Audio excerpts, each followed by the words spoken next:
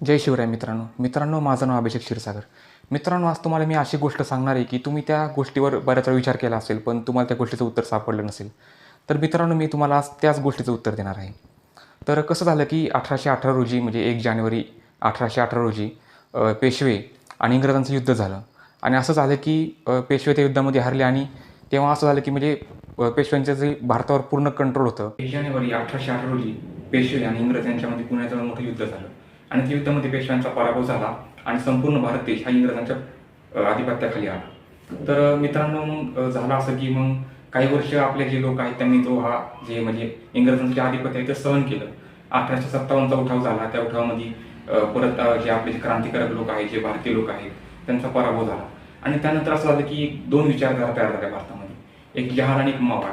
तर जहाल विचारधारेचे जे हे होते नेते होते सगळ्यात म्हणजे लोकमान्य टिळक, लाला लजपतराय, बिपिनचंद्र पाल.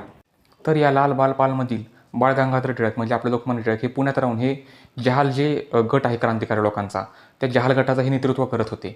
तर असं झालं की जुलै 1920 त्यांना काही म्हणजे क्रांतिकारकांच्या कामानिमित्त या स्वातंत्र्य चळवळीच्या कामानिमित्त मुंबईला जावं लागलं.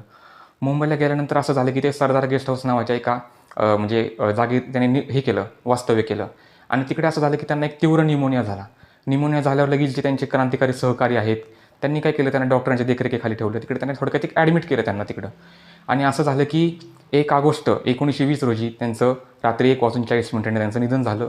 लोकमान्य टिळकांनी आपला देह ठेवला. आणि असं झालं की त्यांच्यावर काही इंग्रज लोक, इंग्रज अधिकारी, इंग्रज डॉक्टर लक्ष ठेवून होते. त्यांनी लगेच तात्काळ इंग्लंडला तार करून कळवलं की नंबर 1 एनिमी इज नो मोर. म्हणजे थोडक्यात असं आहे की ते इंग्रजांचा 1 नंबरचे शत्रू होते. म्हणजे इंग्रज लोक त्यांना 1 नंबरचे शत्रू मानायचे. कारण लोकमान्य टिळक हे इंग्रजांच्या रस्त्यातील मोठा अडसर होते. आणि कसं आहे, जुलै-ऑगस्ट महिन्यामध्ये मुंबई या ठिकाणी भरपूर पाऊस पडतो आणि तेव्हाच्या काही जलद वाहतुकीच्या सोयीसुविधासुद्धा नव्हत्या.